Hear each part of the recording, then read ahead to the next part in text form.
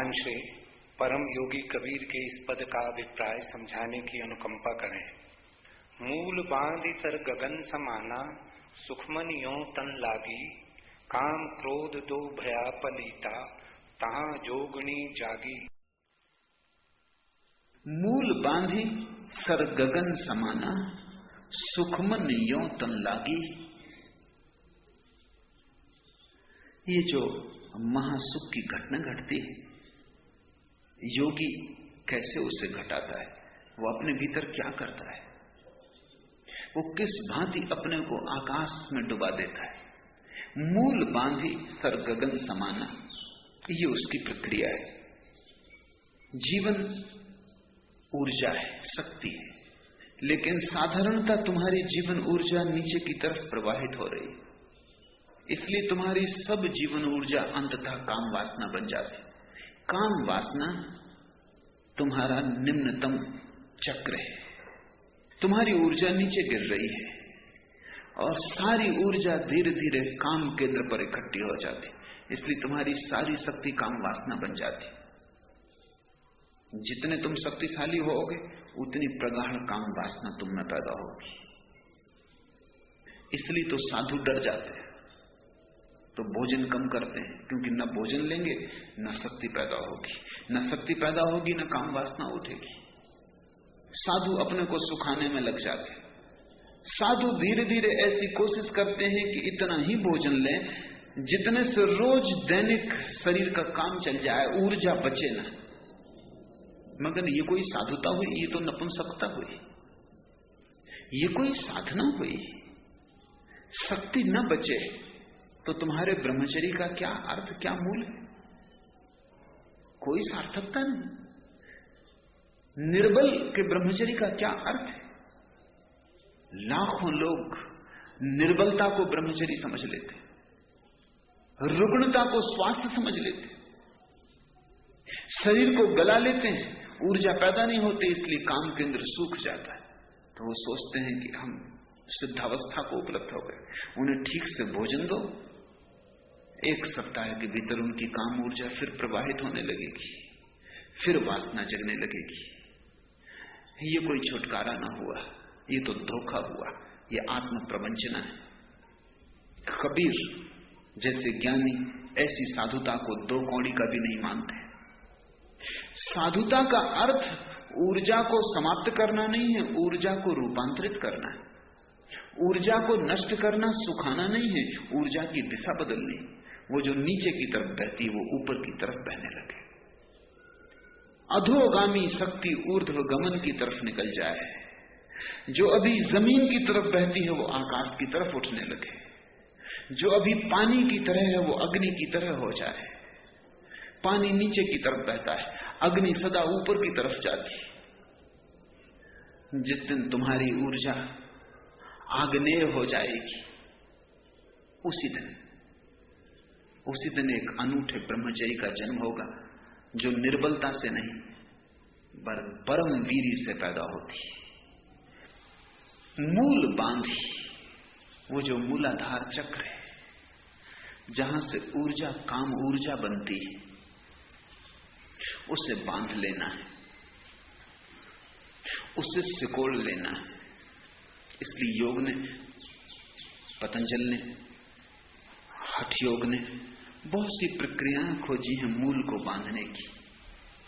मूल जब बंध जाए तो ऊर्जा अपने आप ऊपर उठने लगती है, क्योंकि नीचे का द्वार बंद हो जाता, द्वार अवरुद्ध हो जाता। एक छोटा सा प्रयोग, जब भी तुम्हारे मन में काम वासना उठे तो करो, तो धीरे धीरे तुम्हें राह साफ हो जाएगी। जब भी तुम्हें लगे कि काम वासना मन को पकड़ रही है, तब डरो मत, शांत होकर बैठ जाओ, जोर से श्वास को बाहर फेंको, उच्छ्वास, भीतर मत लो श्वास को, क्योंकि जैसा ही तुम भीतर गहरी श्वास को लोगे, भीतर जाती श्वास काम ऊर्जा को नीचे की तरफ धकाती है। जब तुम्हें काम वासना पकड़े तब एक्सहेल करो, बाहर फेंको श्वास को, नाभि को भीतर खींचो, पेट को भीतर लो और श्वास को बाहर फेंको, जितनी फेंक सको। धीरे धीरे अभ्यास होने पर तुम संपूर्ण रूप से श्वास को बाहर फेंकने में सफल हो जाओगे। जब सारी श्वास बाहर फेंक जाती है तो तुम्हारा पेट और नाभि वैक्यूम हो जाते हैं, शून्य हो जाते हैं। और जहां कहीं शून्य हो जाता है वहीं आसपास की ऊर्जा शून्य की तरफ प्रवाहित होने लगती है। शून्य खींचता है, क्योंकि प्रकृति शून्य को बर्दाश्त नहीं करती, शून्य को भरती है। तुम नदी में पानी भर लेते हो घड़े में, तुमने घड़ा भर के उठाया नहीं कि गड्ढा हो जाता है पानी में। घड़े से तुमने पानी भर लिया, उतना गड्ढा हो गया, चारों तरफ से पानी दौड़ के उस गड्ढे को भर देता है। तुम्हारी नाभि के पास शून्य हो जाए तो मूलाधार से ऊर्जा तत्क्षण नाभि की तरफ उठ जाती और तुम्हें बड़ा रस मिलेगा। जब तुम पहली दफा अनुभव करोगे कि एक गहन ऊर्जा बाण की तरह आके नाभि में उठ गई, तुम पाओगे सारा तन मन एक गहन स्वास्थ्य से भर गया, एक ताजगी। ये ताजगी वैसी ही होगी, ठीक वैसा ही अनुभव तुम्हें होगा ताजगी का जैसा संभोग के बाद उदासी का होता, जिससे ऊर्जा के स्खलन के बाद एक शिथिलता पकड़ लेती है, एक रुग्ण दशा, एक विषाद, एक हारापन, एक थकान। तुम सो जाना चाहते हो। बहुत से लोग संभोग का उपयोग केवल नींद के लिए ही करते, क्योंकि थक जाते। पश्चिम में डॉक्टर तो लोगों को सलाह देते हैं जिनको नींद नहीं आती कि संभोग उनके लिए उचित है। संभोग कर लोगे, थक जाओगे, टूट जाओगे, नींद अपने आप आ जाएगी। लेकिन वो नींद कोई स्वस्थ नींद नहीं, वो थकान की नींद है, वो विश्राम नहीं है, थकान है। थकान और विश्राम में बड़ा फर्क है। विश्राम में ऊर्जा पूरी आराम करती, थकान में ऊर्जा नहीं होती, हारे थके टूटे हुए तुम पड़ जाते हो। संभोग के बाद जैसे विषाद का अनुभव होगा, वैसे ही अगर ऊर्जा नाभि की तरफ उठ जाए तो तुम्हें हर्ष का अनुभव होगा, एक प्रफुल्लता घेर लेगी। ऊर्जा का रूपांतरण शुरू हुआ। तुम ज्यादा शक्तिशाली, ज्यादा सौमनस्यपूर्ण, ज्यादा उत्फुल्ल, सक्रिय, अनथके, विश्रामपूर्ण मालूम पड़ोगे, जैसे गहरी नींद के बाद उठे हो, ताजगी आ गई है। इसलिए जो लोग भी मूल आधार से शक्ति को सक्रिय कर लेते हैं उनकी नींद कम हो जाती, जरूरत नहीं रह जाती। वे थोड़े घंटे सो के भी उतने ही ताजे हो जाते, फिर तो 2 घंटे भी सो के उतने ही ताजे हो जाते, जितने ताजे तुम 8 घंटे सो के नहीं हो पाते। क्योंकि तुम्हारे शरीर को तो ऊर्जा को पैदा करना पड़ता है, निर्मित करना पड़ता है, भरना पड़ता है। और बड़ा पागलपन है, रोज शरीर भरता है, रोज तुम उसे उलिझते हो। यूं ही उम्र तमाम होती है। रोज भोजन लो, शरीर को ऊर्जा से भरो, फिर उसे उलीचो और फेंक दो। ऊर्जा का ऊर्ध्वगमन बड़ा अनूठा अनुभव है। और पहला अनुभव होता है मूलाधार से नाभि की तरफ जब संक्रमण होता है।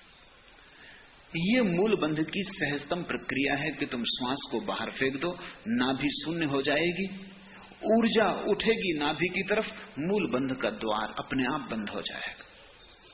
वो द्वार खुलता है ऊर्जा के धक्के से। जब ऊर्जा मूलाधार में नहीं रह जाती, धक्का नहीं पड़ता, द्वार बंद हो जाता। मूल बांधी सर गगन समाना। बस तुमने अगर एक बात सीख ली कि ऊर्जा कैसे नाभि तक आ जाए, शेष तुम्हें चिंता नहीं करनी। तुम ऊर्जा को जब भी काम वासना उठे नाभि में इकट्ठा करते जाओ। जैसे जैसे ऊर्जा बढ़ेगी नाभि में, अपने आप ऊपर की तरफ उठने लगेगी। जैसे बर्तन में पानी बढ़ता जाए तो पानी की सतह ऊपर उठती जाए। असली बात मूलाधार का बंद हो जाना है। घड़े की नीचे का छेद बंद हो गया, अब ऊर्जा इकट्ठी होती जाएगी, घड़ा अपने आप भरता जाएगा। एक दिन तुम अचानक पाओगे कि धीरे धीरे नाभि के ऊपर ऊर्जा आ रही, तुम्हारा हृदय एक नई संवेदना से आप्लावित हुआ जा रहा है। तुम कहते हो कि तुम प्रेम करते हो, लेकिन तुम कर नहीं सकते क्योंकि तुम्हारे हृदय में ऊर्जा नहीं है। तुम लाख कहो कि तुम प्रेम करते हो, तुम प्रेम कर नहीं सकते क्योंकि प्रेम तभी घटता है जब हृदय चक्र में ऊर्जा आती, उसके पहले घटता नहीं। तो तुम समझाते रहो अपने को कि तुम प्रेम करते हो, लेकिन तुमने किसी को प्रेम नहीं किया, ना अपनी पत्नी को, ना अपने बेटे को। ज्यादा से ज्यादा तुम अपने को प्रेम करते हो, बाकी तुम किसी को प्रेम नहीं करते, और वो भी बहुत कमजोर है, वो भी कोई बड़ा गहरा नहीं है। जिस दिन हृदय चक्र पर आएगी तुम्हारी ऊर्जा, तुम पाओगे भर गए तुम प्रेम से। तुम जहां भी उठोगे बैठोगे, तुम्हारे चारों तरफ एक हवा बहने लगेगी प्रेम की। दूसरे लोग भी अनुभव करेंगे कि तुम में कुछ बदल गया, तुम अब वही नहीं हो, तुम कोई और ही तरंग लेके आते हो, तुम्हारे साथ कुछ और ही लहर आती कि उदास प्रसन्न हो जाता है, कि दुखी थोड़ी देर को दुख को भूल जाता है, कि अशांत शांत हो जाता है, कि तुम जहां छू देते हो, जिसे छू देते हो, उस पर ही एक छोटी सी वर्षा प्रेम की हो जाती। लेकिन हृदय में ऊर्जा आएगी तभी ये होगा। ऊर्जा जब बढ़ेगी, हृदय से कंठ में आएगी, तब तुम्हारी वाणी में एक माधुर्य आ जाएगा। जब तुम्हारी वाणी में एक संगीत, एक सौंदर्य आ जाएगा, तुम साधारण से शब्द बोलोगे और उन शब्दों में काव्य होगा। तुम दो शब्द किसी से कह दोगे और तुम उसे तृप्त कर दोगे। तुम चुप भी रहोगे तो तुम्हारे मौन में भी संदेश छिप जाएंगे। तुम ना भी बोलोगे तो भी तुम्हारा अस्तित्व बोलेगा। ऊर्जा कंठ पर आ गई।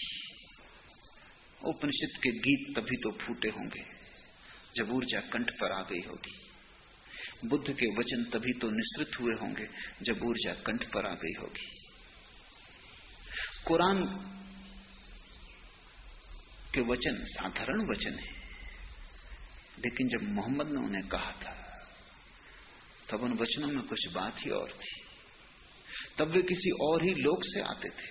तुम भी उनको दोहरा सकते हो, लेकिन तुम्हारी ऊर्जा जहां होगी उन शब्दों में वही गुणधर्म प्रविष्ट हो जाएगा। अगर काम वासना से भरा हुआ आदमी कुरान को कितने ही तरन्नुम से गाए तो भी वो कव्वाली ही होगी। वो कुरान हो नहीं सकता, क्योंकि कुरान का संबंध शब्दों से थोड़ी है, तुम्हारी जीवन ऊर्जा से है। और अगर मोहम्मद कव्वाली भी गाएं तो वो कुरान हो जाएगा। उन शब्दों में भी नए भाव आविर्भूत हो जाएंगे, नई कौपलें लग जाएंगी, नए फूल लग जाएंगे। कृष्ण ने गीता कही, वो कंठ से आई ऊर्जा का की अभिव्यक्ति है, अभिव्यंजना है। कितने लोग गीता को कंठस्थ किए और कितने लोग रोज उसका पाठ करते रहते, कितने हजारों पाठ कर चुके। लेकिन अगर काम ऊर्जा मूलाधार से गिर रही है तो गीता तुम गाते रहो, वो गीता तुम्हारी ही होगी, भगवत गीता नहीं हो सकती। भगवत गीता होने के लिए तो चेतना का भागवत हो जाना जरूरी है। ऊर्जा ऊपर उठती जाती, एक घड़ी आती कि तुम्हारे तीसरे नेत्र पर ऊर्जा का आविर्भाव होता है।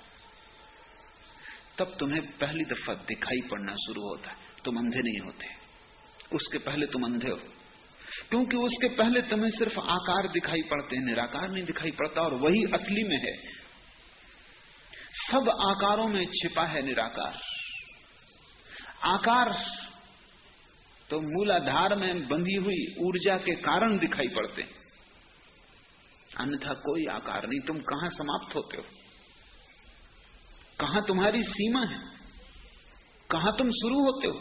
न कोई कहीं शुरू होता है, न कोई कहीं समाप्त होता है। सारा जगत संयुक्त है। तुम झाड़ों से जुड़े हो, पहाड़ों से जुड़े हो, चांद तारों से जुड़े हो। छोटा सा मकड़ी का जाला हिलाओ और अनंत आकाश के तारे भी कप जाते हैं, क्योंकि सारा अस्तित्व एक है।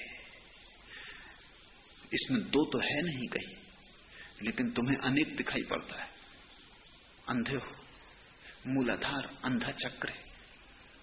इसलिए तो हम काम वासना को अंधी कहते। वो अंधी है, उसके पास आंख बिल्कुल नहीं है। आंख तो खुलती है तुम्हारी असली आंख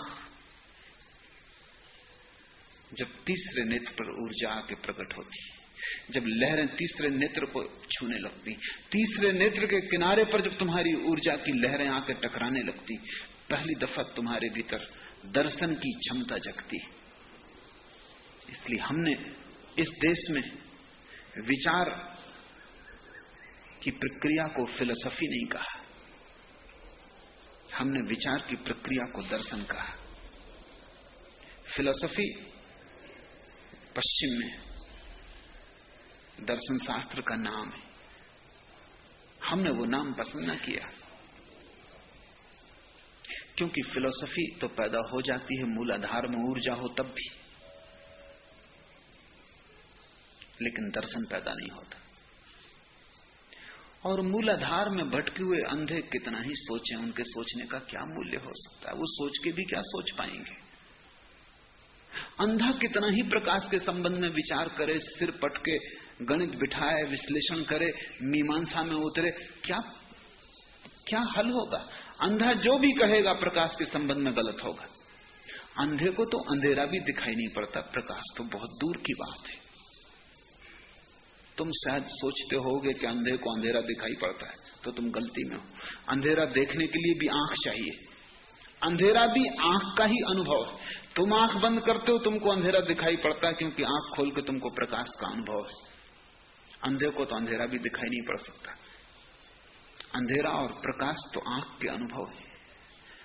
तो अंधे सोच सकते हैं और बड़े दर्शन शास्त्र खड़े कर सकते हैं। Aristotle, Kant, Hegel, Bertrand Russell, पश्चिम के बड़े से बड़े विचारक भी दार्शनिक नहीं है। दर्शन एक अनूठी प्रक्रिया है जिसका संबंध विचार से नहीं, ऊर्जा से है।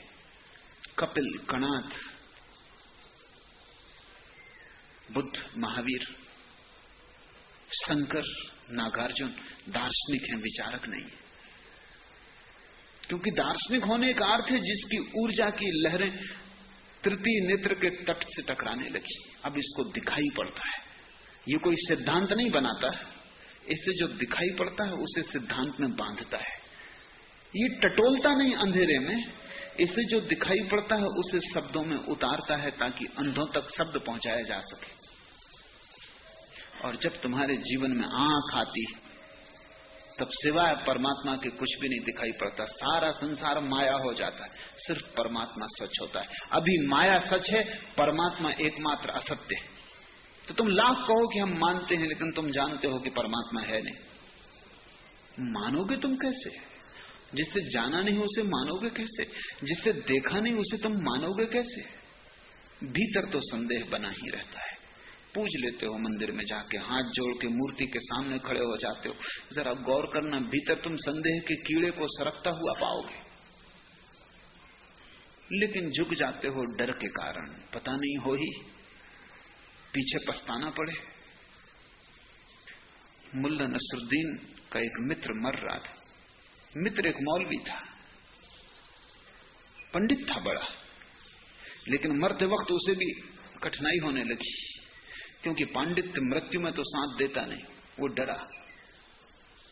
अब तक तो कहता रहा कि ईश्वर है, ये है, वो है, सब सिद्धांत, लेकिन अब उसे समझ में ना आए कि क्या करे, मौत करीब आ गई, क्षण भर की देरी है, क्या होगा क्या ना होगा।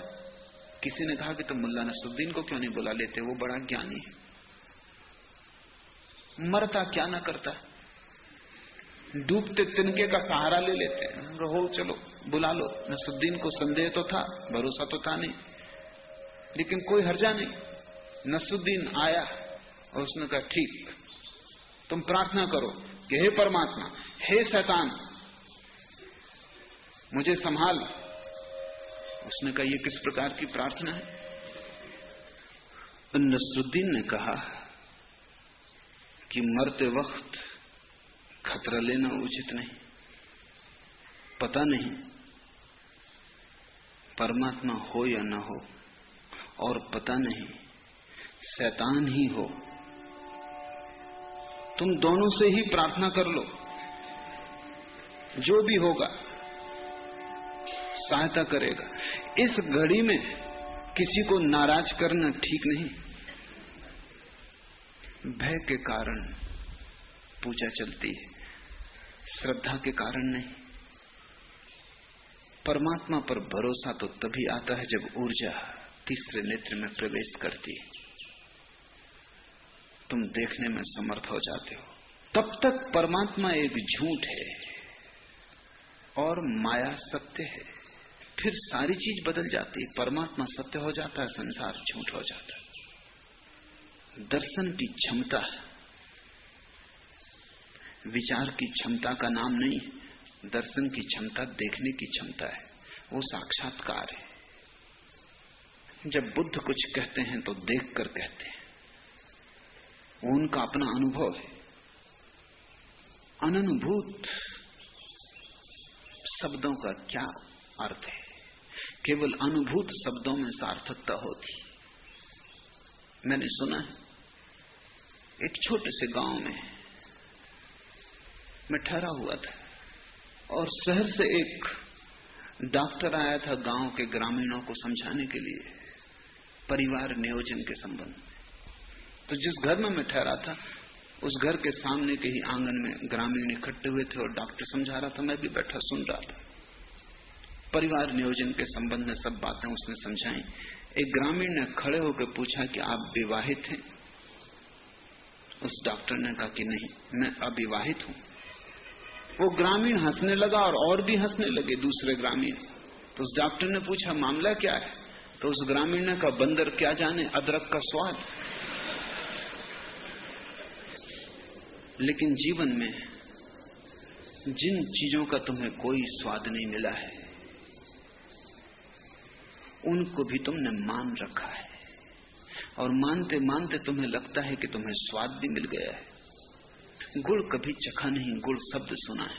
परमात्मा कभी चखा नहीं, परमात्मा शब्द सुना है। जल कभी पिया नहीं, जल शब्द सुना है। परमात्मा कभी पिया नहीं, परमात्मा शब्द सुना है।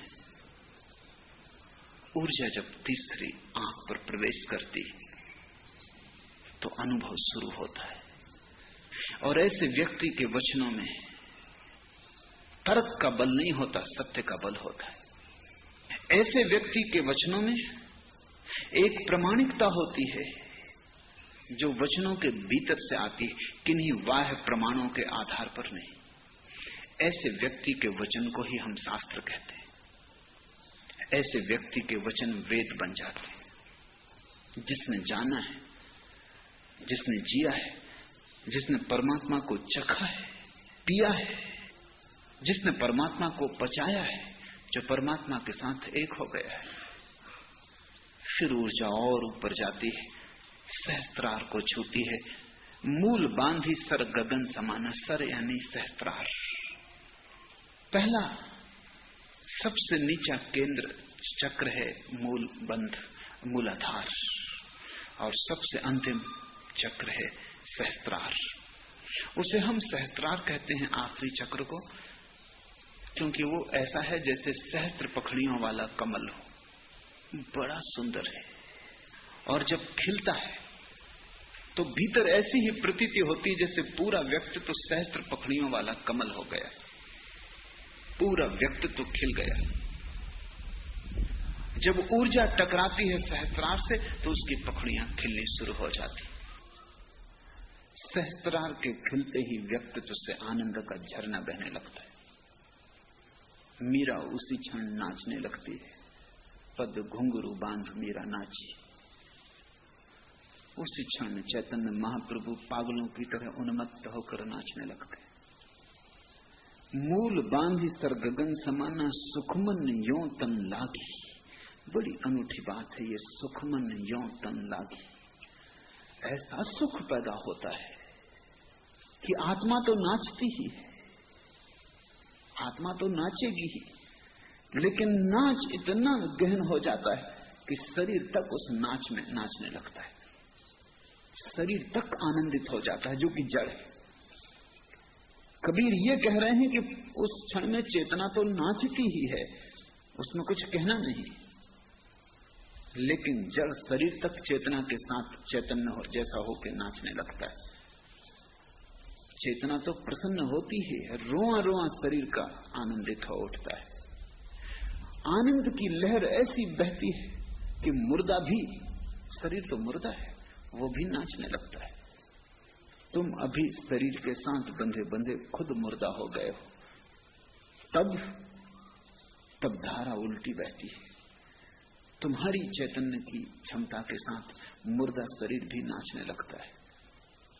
जो तुमने सुना है कि उसकी कृपा से अंधे देखने लगते हैं, लंगड़े चलने लगते हैं, गूंगे बोलने लगते हैं, उसका तुम मतलब न समझे होगे। उसका यही मतलब है। उस घड़ी में जो आदमी सदा का गूंगा रहा हो वो भी बोल उठेगा। इतनी बड़ी घटना घटती, ऐसा उत्सव घटता है कि जो आदमी सदा का बहरा रहा हो वो भी सुनने लगेगा। सारा तन जाग उठता है, सारी नींद टूट जाती है। आत्मा की ही नहीं, जड़ शरीर तक में कंपन सुनाई पड़ते हैं। संगीत वहां तक गुंजायमान होता है, प्रतिध्वनि वहां भी सुनाई पड़ने लगती है। मूल बांधी सर गगन समाना, सुखमन यों तन लागी, काम क्रोध दोय भय पलीता, जहां तहां जोगण जागी। और ऐसी घड़ी में काम और क्रोध, जैसे कि कोई बम लगा देता है, उसमें पलीता लगाता है, पलीते में आग लगती तो थोड़ी देर में बम फूट जाता है। काम क्रोध दोय भय पलीता, तहां जोगण जागी। और उस आनंद की घड़ी में कहां काम कहां क्रोध।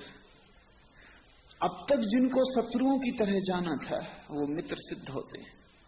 काम क्रोध दोनों ही उस परम विस्फोट में पलीता बन जाते हैं। उन दोनों का भी उपयोग हो जाता है, उनकी आग भी काम में आ जाती है और एक विस्फोट घटता है, एक एक्सप्लोजन। मनवा जाई दरीबे बैठा, मगन भया रसी लागा, कह कबीर जे संसा नहीं, शब्द अनाहत बागा। और अब मन को मंदिर में बिठाने की कोई जरूरत ना रही, अब तो बाजार में भी बैठ जाए। मनवा जाए दरीबे बैठा, अब कोई चिंता ही नहीं, हिमालय जाने की कोई जरूरत ना रही, बाजार दरीबा में बैठ जाए तो भी कोई फर्क नहीं पड़ता। अब हर जगह हिमालय, अब बाजार में भी कैलाश, अब घर में भी काबा है, अब तो शरीर में ही बैकुंठ। मनवा जाए दरीबा बैठा, मगन भया रसी लागा। और मन